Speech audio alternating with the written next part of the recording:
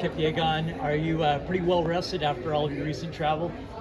Oh yeah, I'm happy that I'm trying to still recover from what happened the last 1 week. Yeah, but I'm so grateful to be back in routine and yeah. Let's talk a little bit about all the technology that went into your sub 4 attempt. Beside the footwear, the apparel that you were wearing, did they obviously had to reach out to you as far as picking the date and all of that sort of thing as well?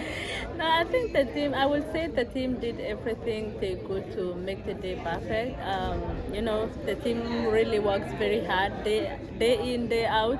They were really working hard to see that I get comfortable things using in Paris, and also, you know, the date appointment was the team doing that. So it was really great event. I learned a lot from that event, and it was really amazing that they gave me opportunity to try. It's good to try than to just limit yourself. So yeah.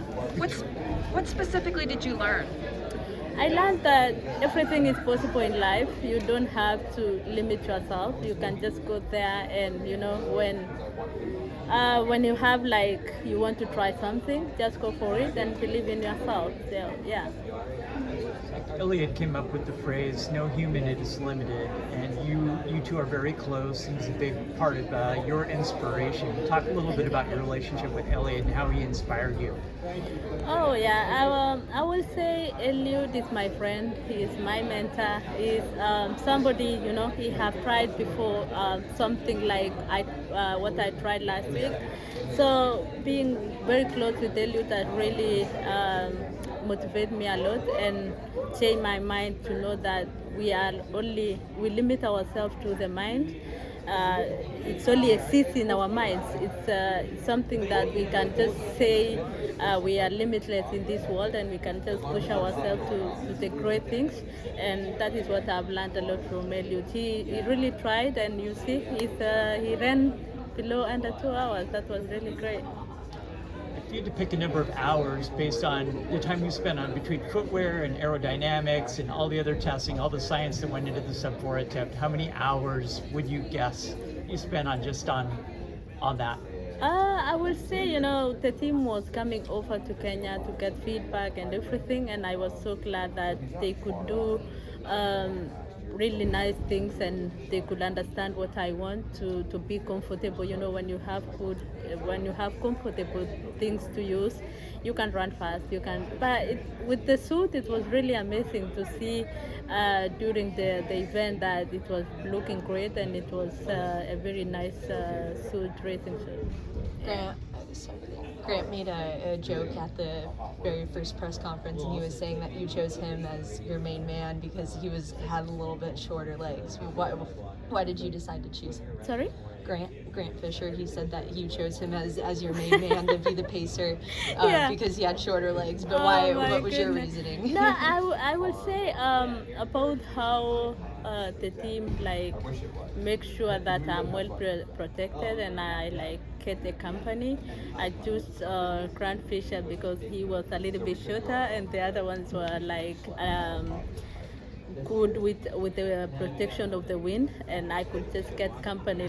My strides goes the same. It was really nice working with him, and I'm so grateful to all the pacemakers. They did a great job. I was amazed to really follow their how they were practicing to just run the race in a perfect way.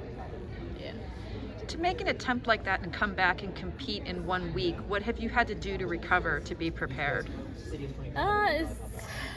That's a tough one, but I will say it's a matter of you have to just change your mentality. Now you're going back to Diamond League Soccer. This was a different event, and this is different event. This is tactical event whereby we are with all of us the super strong women in 1500.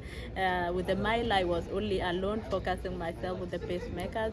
But I'm really happy that I'm back to Diamond League circuit and just get that energy of being with my other competitors. So it feels nice. So the weather forecast looks pretty promising tomorrow, and they've kind of put your event last as the marquee event. Oh, wow. What are the Pacers going to go through? Do you have splits already set up for that?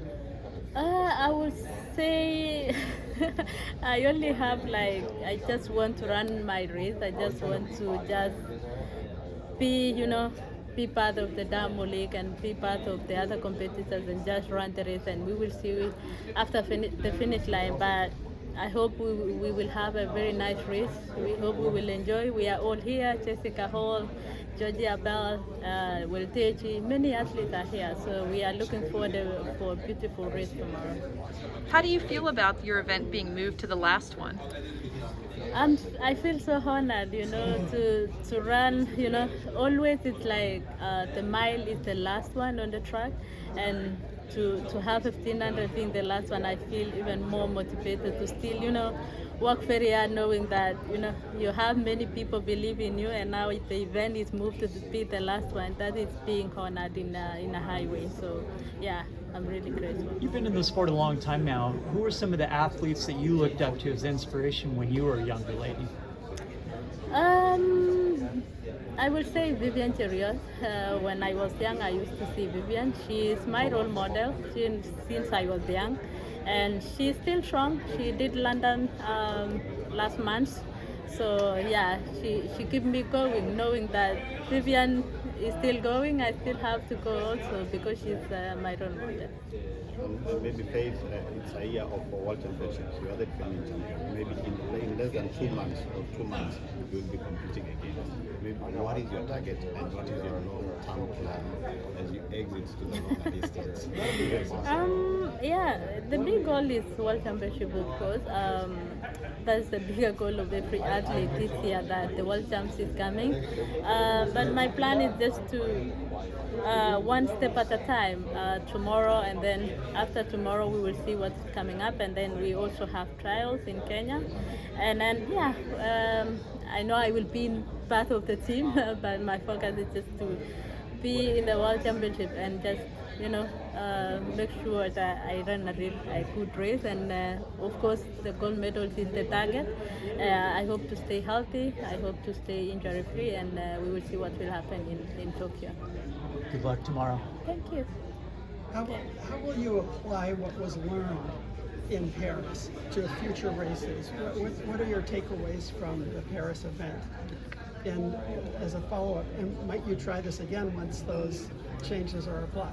Absolutely, yes. I would say I learned a lot that the 4-mile barrier is breakable. It's a matter of when, and it's a matter of we have to push ourselves to be out there to show other women that what a man can do, our man also can do better. So I learned a lot, and I hope going forward we will learn from a race what we did in Paris last week, and I think we will make it better. So maybe I will still run a little bit faster than that to make it easier for the next generation to come and run under 4 minutes. Understand. Yeah.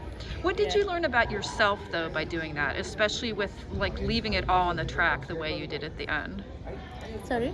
What did you learn about yourself from that race in addition to this bigger picture stuff? I would say I've learned that I'm a strong woman to go, because to handle the pressure of all over the world are looking for you. All over the world is waiting for something special. All over the world is waiting for Faith to run under 4 minutes, and given an opportunity was just an amazing thing to just explore myself to the world that it is something possible. It's only a matter of when. Yeah. Thank you. Thank you.